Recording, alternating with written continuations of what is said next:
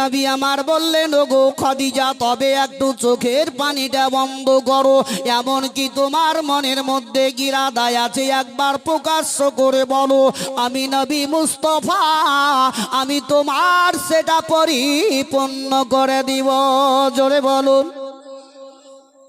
এই কয়টায় সুবহানাল্লাহ, পেছন কয়টা মাশাআল্লাহ নাকি ভাই? জোরে বলেন। এত আওয়াজ ফাটিয়ে যদি আমি পড়তে পারি, তা আপনার তো জোরে একবার বলতে পারেন জোরে সুবহানাল্লাহ, তাই কি? বিশ্বের নবী যখন এই কথাটি বললেন, হযরতে খাদিজা রাদিয়াল্লাহু তাআলা আনহা বললেন, ইয়া রাসূলুল্লাহ, ইয়া হাবিবাল্লাহ, নবী গো, এই পৃথিবী দুনিয়াতে চিরস্থায়ীর জন্য কেউ পৃথিবীতে থাকার লেগে আসেনি। যার যেদিনকে সময় হবে তাকে এই পৃথিবী দুনিয়া ছেড়ে চলে যেতে হবে নবী গো। তবে আমার যেদিনকে সময় হবে, আমার যেদিন ডাক হবে, সেই দিনকে এই পৃথিবী দুনিয়া ছাড়তে হবে। ইয়া রাসূলুল্লাহ, ইয়া হাবিবাল্লাহ, নবী গো, তবে আমার যেদিন ইন্তেকাল হবে, সেই দিনকে বাজার থেকে কাপড় নিয়ে আমার শরীরে পরিধান করবেন না, আমার শরীরে কখনো পরিয়ে দিবেন না। ইয়া রাসূলুল্লাহ, ইয়া হাবিবাল্লাহ, নবী গো, আপনার শরীরের মধ্যে যে জামাটা পরিধান করে আছে, ওই জামা দিয়ে আমার কাফন তৈরি করে দিবেন, কিংবা আপনার মাথার পাগড়ি যেটা আছে, ইয়া রাসূলুল্লাহ, ওই পাগড়ির দ্বারা দিয়ে আমার কাফন করে দিবেন আল্লাহ রাব্বুল ইজ্জত। আর আপনি যদি ওইটা পরিয়ে দেন, তবে আমার বেড়া পার হয়ে যাবে। দ্বিতীয় বলেছিলেন, ইয়া রাসূলুল্লাহ, আপনি আমার কবরস্থানে মাটি দিয়ে কবরস্থান থেকে আপনি হটে যাবেন না, আপনি পালাবেন না। নবী আমার বললেন, ওগো খাদিজা, বলো বলো, কেন তোমার কবর থেকে আমি যাব না? বলে, ইয়া রাসূলুল্লাহ, আপনি আমার ওই কবরে চারিপাকে পাকে পাকে পাকে পাকে পাকে ঘুরতে থাকবেন। নবী বললেন, কেন খাদিজা বলো? ইয়া রাসূলুল্লাহ, যখন মানুষকে কদম নিয়ে দেওয়ানো হয়, দোয়া খায়ের করে মানুষ 40 কদম যখন চলে যায়, তখনই ওই দিককার মাটি এদিককার মাটিকে বলে, আর দেরি করো না, পিছতে আরম্ভ করো। ইয়া রাসূলুল্লাহ, আপনি যদি আমার কবরে ওই চারিপাকে পাকে পাকে ঘুরেন, ইয়া রাসূলুল্লাহ, তবে ওই কবরের মাটি কখনো আমাকে পিছার জন্য বলতে পারবে না। কারণ হলো, বিশ্বের নবী রহমাতুল লিল আলামিনের পা মুবারক পড়েছে। নবী বললেন, খাদিজা চাও, আমি তোমার সেটা পরিপূর্ণ করে দেব। জোরে বলুন। তাহলে নবী ছিলেন কে? নবীর পা জমিনে যদি পড়ে যায়, ওই মাটি কখনোই পিছার জন্য বলতে পারবে না। আজ আমরা নবীর সেই নবীরই উম্মত ভাই, তাই না? নবীর আদর্শ মেনে আজকে আমরা চলি। আল্লাহ তাবারক তাআলা যাতে আমাদের প্রত্যেকটা মানুষকে নবীর সুন্নতের প্রতি চলা তৌফিক এনায়েত করুক। জোরে সকলে বলুন আমিন। বিশ্বের নবীজি আমার দয়ার নবী রহমাতুল লিল আলামিন হযরতে খাদিজার বাড়ি থেকে চলে গেলেন। এরকম করে বিশ্বের নবী একদিন নয়, 2 দিন নয়, 3 দিন ধরে সাজদাই পড়ে পড়ে ইয়া হাবলি উম্মতি বলে কেঁদেছেন। জোরে বলুন। নবী তো 3 দিন ধরে তো কেঁদেছেন সাজদাই। এমনও কি নবী পাক সাল্লাল্লাহু তাআলা আলাইহি ওয়াসাল্লামকে মারার জন্য, নবীর প্রতি অত্যাচার করার জন্য, যেই দিনকে নবী আমার মক্কা নগরে ছোট্ট ঘরে বসে বসেই পবিত্র কোরআন তেলাওয়াত করতেছিলেন, গুনগুন করে মোমবাতি জ্বালিয়ে, আবু জেহেল আপনও সেই মদিনাতে গিয়ে নবীকে মারার অত্যাচারের জন্য লোক পাঠিয়ে দেওয়া হয়েছিল। ওই বিশ্বের নবী আমার 3 দিন ধরে সাজদাই পড়ে পড়ে ইয়া হাবলি উম্মতি বলে কাঁদছেন। হযরতে খাদিজা কাবার ঘরের কাছে গেলেন, আর কাবার কাছে গিয়ে অঝর নয়নে কেঁদে কেঁদে বলছেন, ওগো আল্লাহ, তোমার বিশ্বের নবী আজ 3 দিন থেকে আমার বাড়িতে আসেন নাই, 3 দিন থেকে অনাহারে আছে। আল্লাহ, যতক্ষণ পর্যন্ত আমি তোমার বিশ্বের নবীকে খাবার খাদ্য না খাওয়াবো, আমি খাদিজায় 1 ঘট পানি পান করব না, 1 ঘট পানি পান করব না। তবে আজকাল কয়টা মেয়ে আছে, কয়টা বিবি আছে, কয়টা স্ত্রী আছে কে স্বামীকে যতক্ষণ পর্যন্ত আমি খাবার না খাওয়াবো, আমি ততক্ষণ পর্যন্ত খাবার খাবো না। এমন কোন নারী আছে? ভাইরে, রাত যদি হয়ে যায়, স্বামী হয়তো কোথাও বাজারে গেছে, স্ত্রীদের 10টা বেজে গেল, নিজের পেটটা শান্তি করে আপন চুপচাপ খেয়ে দিয়ে ঘুমিয়ে গেল।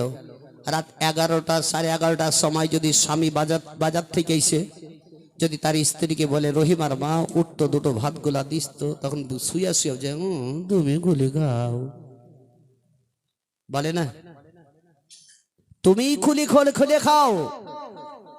আরে জান্নাত জান্নাত করো, জান্নাত পাওয়া সহজ কথা নয়।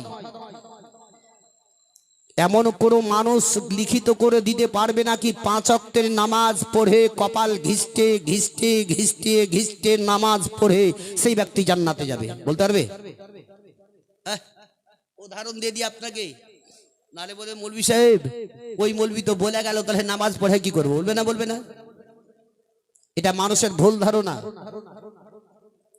তবে আজকাল আমাদের বর্তমানে পরীক্ষায় ইমতিহান চলছে, কি বলুন তো, মাধ্যমিকে, তাই না?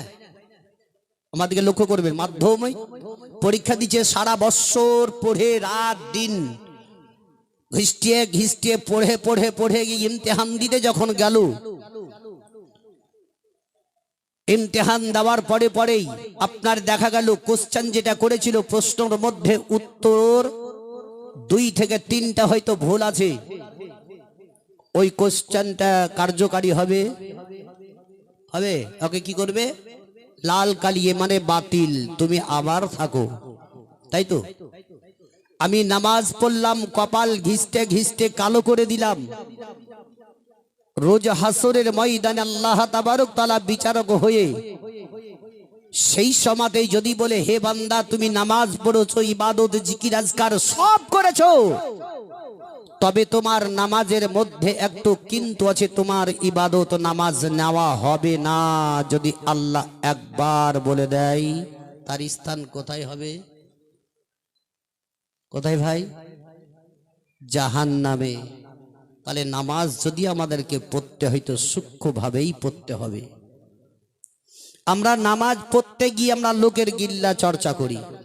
মসজিদ থেকে নামাজ পড়ে যেমনি রাস্তাতে পা রাখছি, লোকের গিল্লা শুরু করছি। ওটা না করে ভাই, জোরহাত করে অনুরোধ করে বলবো, নামাজ পড়ো, আল্লাহর কাছে এই প্রার্থনা দোয়াটা করো কি, হে আল্লাহ, তোমার ইবাদত করতে এসেছি, তোমার দরবারে কবুল হবে কি না হবে একমাত্র তুমি জানো।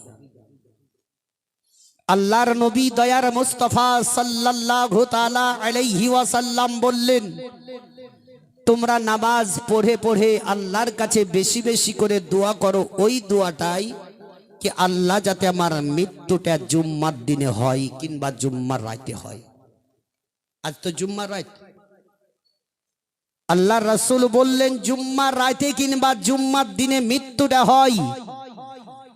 এই কারণেই বলেছিলেন, কোন ব্যক্তির যদি জুম্মার রাতে জুম্মার দিনে যদি মৃত্যু হয়, আল্লাহ তাবারক ওয়া তাআলা তার কবরের আযাব কিয়ামত পর্যন্ত বন্ধ করে দেয়। কিয়ামত পর্যন্ত তার কবরে আযাব হবে না। তবে আবার কথার মধ্যে কথাই আছে, অনেকে যুবক অমকে লোক এমন এমন ছেলেরা আছে, কথা ক্যাচ করবে কি, মৌলভী সাহেব, একটা মানুষ 5 ওয়াক্তের নামাজ পড়লো না, সেই ব্যক্তির মৃত্যু জুম্মার রাতে কিংবা জুম্মার দিনে হলো, তার কবরের আযাব হবে না? হবে না? বলবে না? বলবে না? এই প্রশ্ন ফেলতেও পারে, আজ যদি না বলে কালকে বলবে। কথা হচ্ছে এটাই, ভালো করে ভেঙে শুনেলেন। আমার কাছে 5000, ওনার কাছে 500, ওনার কাছে 5 টাকা, 3টাই টাকা না? টাকা নয়, 3টাই টাকা, কিন্তু কম বেশি 3টাই টাকা। নাম হচ্ছে টাকা, নাম হচ্ছে নেকি। আল্লাহ রসুল সাল্লাল্লাহু তাআলা আলাইহি ওয়াসাল্লাম বললেন, পৃথিবীতে বেঁচে থাকাকালীন যদি কিঞ্চিত পরিমাণ সেই ব্যক্তি নেকি সঞ্চয় করে থাকে আর তার মৃত্যু যদি জুম্মার দিনে হয়, তার কবরের আযাব আল্লাহ কিয়ামত পর্যন্ত বন্ধ করে দেয়। তো নেকি সঞ্চয় করার চেষ্টাটা করো ভাই, অবহেলা না করে। কিছু এখনো পরিবর্তন হন। দুনিয়া কদিনকার আজ আছে কাল নাই, কত কত অ্যাক্সিডেন্ট হয়ে মারা যাচ্ছে ভাই, কার কখন মৃত্যু একমাত্র আল্লাহ জানে। বিশ্বের নবীর বিবি হযরতে খাদিজা যখন বললেন, আল্লাহ গো, যতক্ষণ পর্যন্ত তোমার নবীকে আমি খাবার না খাওয়াবো, আমি খাদিজা এক ঘট পানি পার করবো না। জোরে বলুন সুবহানাল্লাহ। ওই সমাতে হযরতে খাদিজা রাদিয়াল্লাহু তাআলা আনহা চট করে কাবা ঘর থেকে ওঠার পরে মক্কার গলিতে গলিতে গলিতে গলিতে গলিতে গলিতে ঘুরতে আরম্ভ করলেন। কেননা হযরতে খাদিজা এটাই লক্ষ্য করেছিলেন, যদি কোনো ইহুদিরা চেতন থাকে তবে আমি কিন্তু যাব না। কেননা ইহুদিরা যদি আমার পিছনে পিছনে পিছনে আড়ালে আড়ালে চলে যায়, নবী মুস্তাফার নিকটে যদি পৌঁছে যায়, নবী মুস্তাফার প্রতি তারা অত্যাচার করবে, আর কোনোদিন কলমার দাওয়া দেওয়া হবে না। তবে বিশ্বের নবী আমার ওই গারে হেরাতে 3 দিন ধরে সাজদাই পড়ে ইয়া কাবলি উম্মতি বলে কেঁদেছিলেন। গারে ঘেরাটায় আছে একমাত্র ওই জাবালে নূর পাহাড়ের ওপরে। যে আপনাদের গ্রামের হাজী সাহেবরা আছেন ওনাদেরকে জিজ্ঞাসা করবেন জাবালে নূর পাহাড়টা কত উচ্চতা, আর কোন ওই পাহাড়ের উপরে ওই গারে ঘেরাটায় আছে দয়ার নবী মুস্তাফার বিবি হযরতে খাদিজা বিশ্বের নবীর দিকে রওনা হওয়ার জন্য। এমনকি কাবা ঘর থেকে ওই জাবালে নূরটা বাবা 3.5 কিলোমিটার দূরে আছে। হযরতে খাদিজা প্রেমে পাগল হয়ে হযরতে খাদিজা করলেন কি, মস্তিজাতে পানি নিলেন এবং খেজুর খুরমা নেওয়ার পরে টুকটুক করে খালি পায়ে চলতে আরম্ভ করলেন। যেই খাদিজার খাবারের কমি ছিল না, যেই খাদিজার টাকার কমি ছিল না, যেই খাদিজার পায়ে চপ্পলের কমি ছিল না, ওই খালি পায়ে হযরতে খাদিজা বিশ্বের নবীর প্রেমে পাগল হয়ে চলতে আরম্ভ করে দিলেন। হেঁটে হেঁটে হেঁটে হেঁটে হযরতে খাদিজা চলতে চলতে তিনার পা দুখানা কেটে কেটে একদম তুলার মতো হয়ে গেল।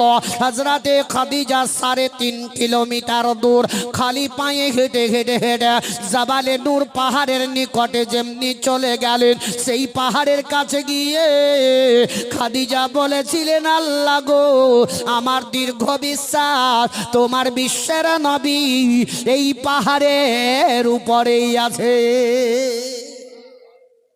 কেন বলেছিলেন? আর খাদিজা জানলেন কি করে কি নবী মুস্তাফা গারে হেরাতে ওই জাবালে নূর পাহাড়ের উপরে সাজদায় পড়ে আছে? কি করে জানলেন?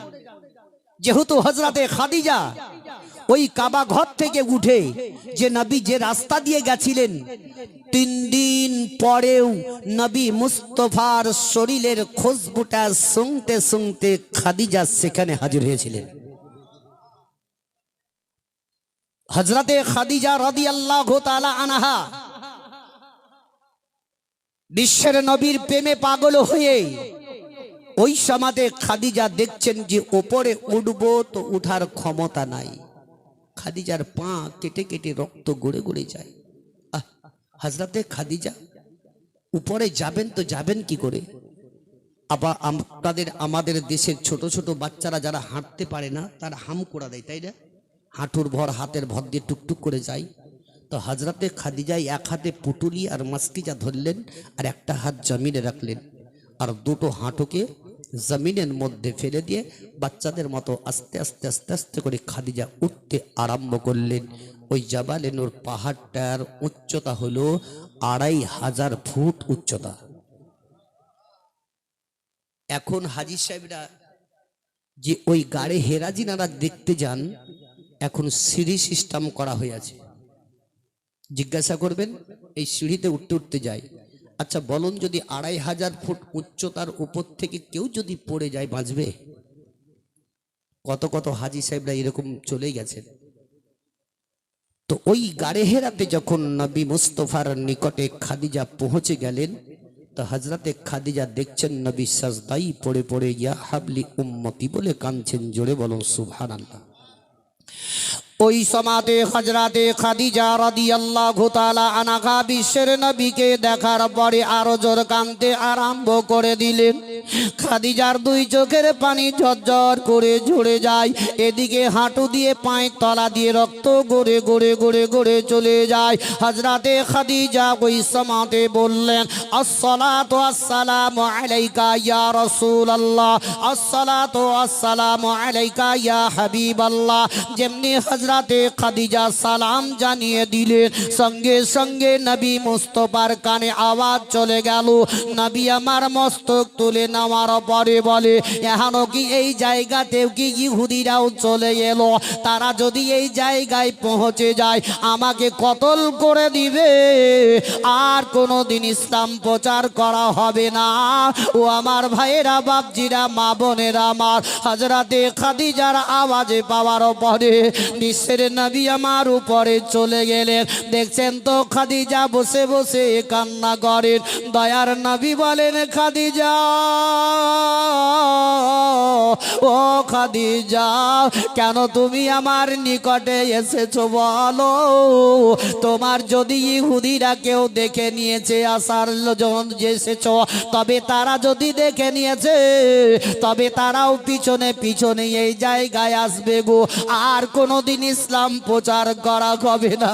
হযরতে খাদিজা বললেন, ইয়া রাসূলুল্লাহ, ইয়া হাবিবাল্লাহ, নবী গো, তারা আমার কেউ দেখতে পাইনি, তারা সকলে দরজা লাগিয়ে লাগিয়ে ঘুমিয়ে গেছে, আর আমি এই পাগে পাগে আপনার নিকটে খাবার খাদ্য নিয়ে এসেছি।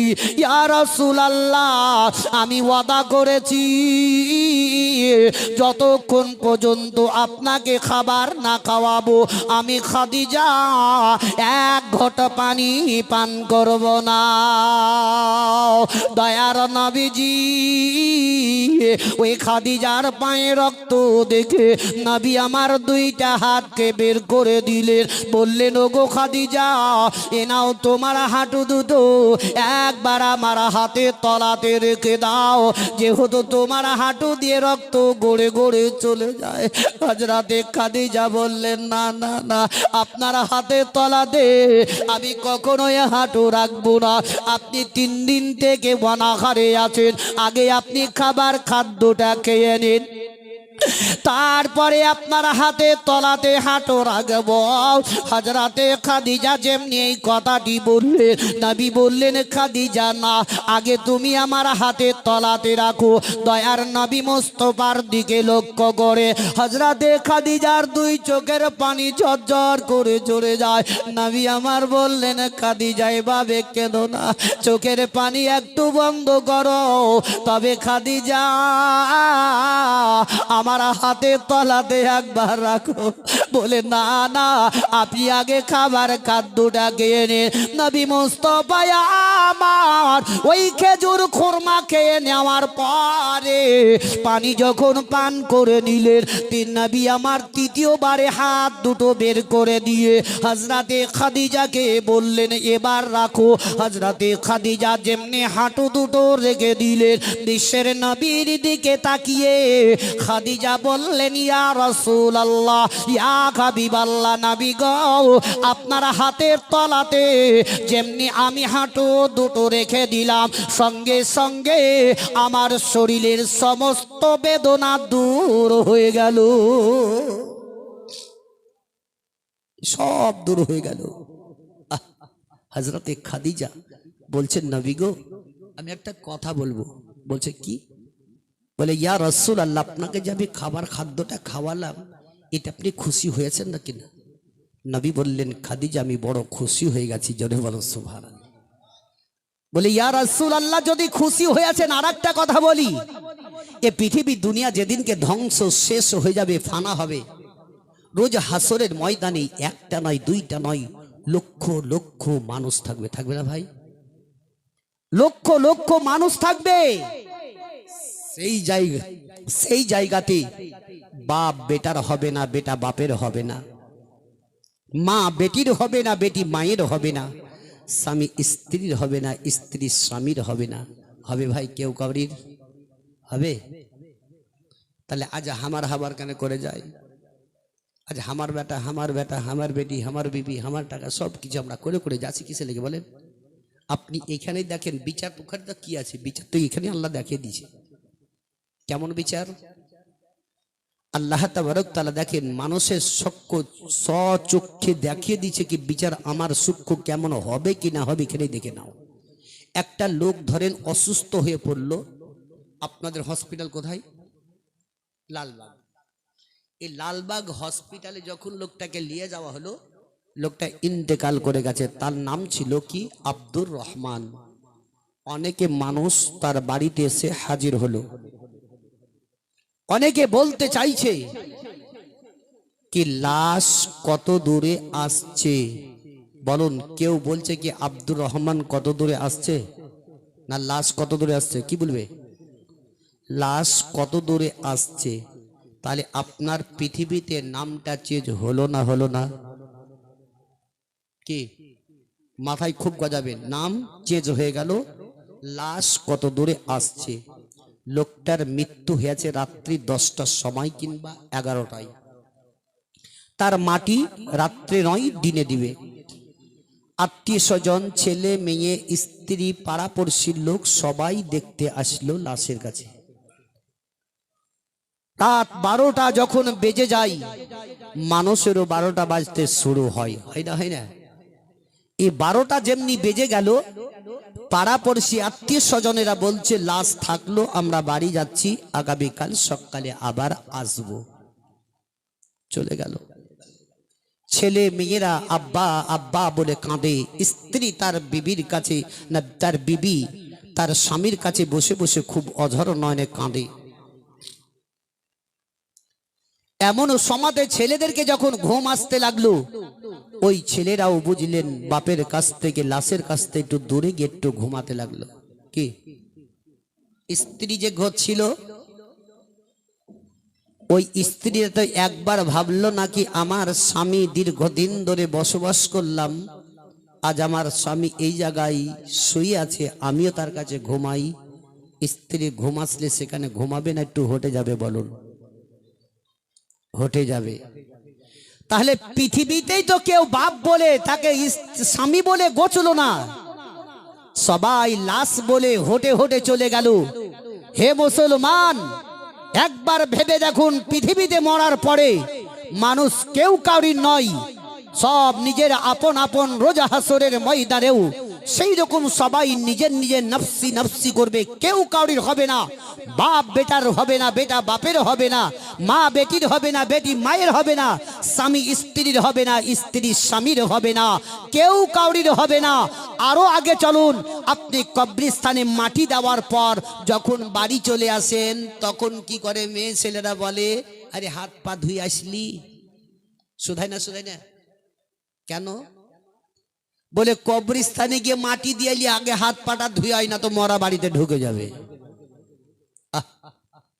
তখন তোমার বাপ, তখন তোমার চাচা, তখন তোমার ভাই, তখন তোমার খালেতো ভাই, মামাইতো ভাই ছিল, মরে গেল, তখন লাশ চলে আসবে। হাই রে দুনিয়া!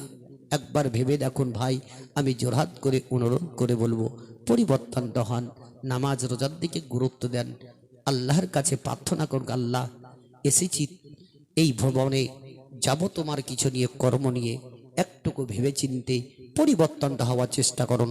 আমি আগে দিকে বাড়বো, একবার উচ্চ স্বরে ভক্তি ভরে দৌড়তে পাক পারুন। আল্লাহুম্মা সাইয়্যিদানা মাওলানা মুহাম্মাদ ওয়া আলা আলিহি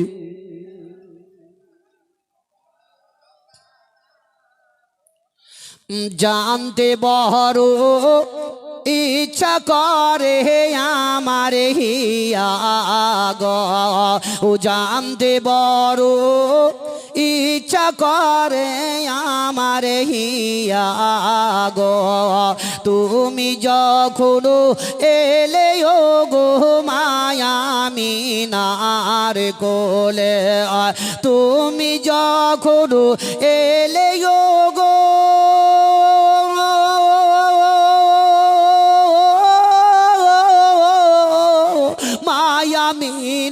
কোলে সাজিদায় যত ও রত ছিল নবী হাদিসেতে বলে সাজিদায় যত ও রত ছিল নবী হাদিসেতে বলে জানতে বড় ও ইচ্ছা করে আমার হিয়া গো আরাম করছো ও নবী তুমি সোনার মদিনায় আরাম করছো ও নবী তুমি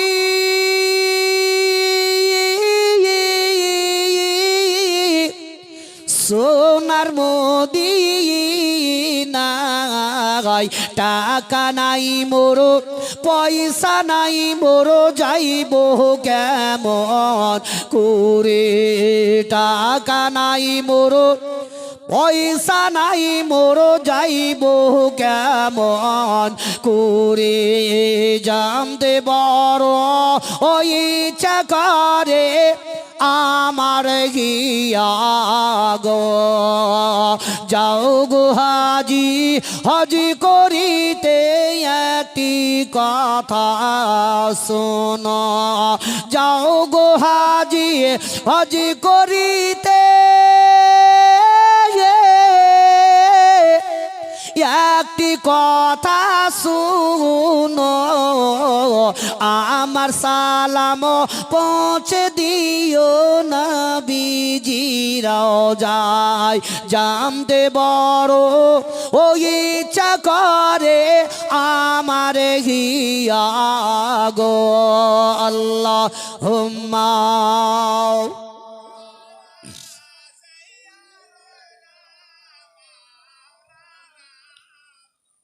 وعلى آل سيدنا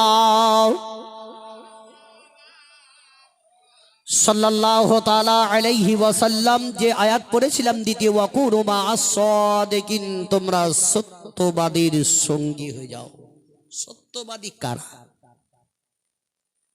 সত্যবাদী আমাদেরকে যাচাই করে দেখতে হবে খালি দেশের মধ্যেও কিছু ভণ্ড পীর উঠেছে তাদেরকে নিয়ে মানলে হবে না আছে না নাই আছে বহুত আছে বুঝলেন পীরের মতো পীর হতে হবে তাদের মধ্যে দেখতে হবে তারা প্রকৃত সত্য আলে রাসূল থেকে এসেছেন আসেনি যেমন কি হযরতে খাজা মঈনুদ্দিন চিশতি রাহমাতুল্লাহ আলাইহির একজন ভক্ত ছিল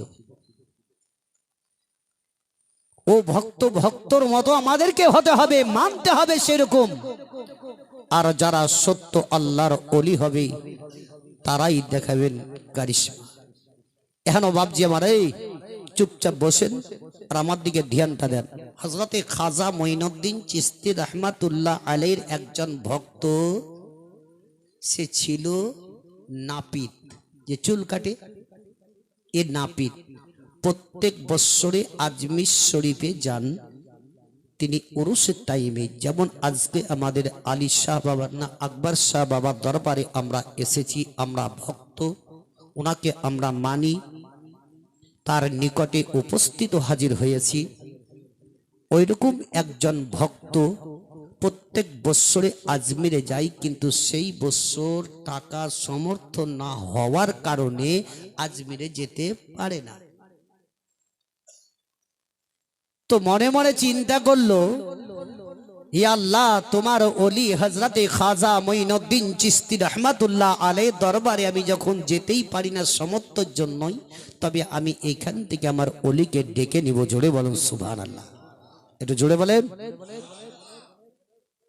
তো ও যখনই বুঝলেন লোকের চুল কাটে জয়বার ক্যাঁচি মারে ইয়া খাজা আচ্ছা লোকের মাথাতে যদি চুল কাটার সময় খালি খাজা খাজা করে রাগ হবে না হবে না তো রেগে একটা লোক বোঝাই তো চুল কাটছি না খালি খাজা খাজা করে যাচ্ছি তো যে ভাই কি আর বলবো আমার টাকা পয়সা না হওয়ার কারণে আমি আজমিরে যেতে পারি না বলেই আমার খাজাকে আমি এখান থেকে ডাক করছি ওই লোকটা চট করে উঠে বলল রে নাপিত তবে এতই জয় তোর ভক্তি আছে, এমনকি খাজার দরবারে যাওয়ার জন্য এতটাই তোর মন ছটফট করে। সমর্থ টাকা না হওয়ার কারণে আজমিরে যেতে পারিস না। তবে একটা কথা শোন, ওই পার্শ্ববর্তী গাড়ি, ওই গ্রাম থেকে লোক একটা বাস যাবে আজমিরে অমুক তারিখে। তবে ওই ড্রাইভারের সঙ্গে একটু যোগাযোগ করে নে, যদি তার দয়া হয়তো পাশে বসিয়ে আজমিরে নিয়ে যাবে।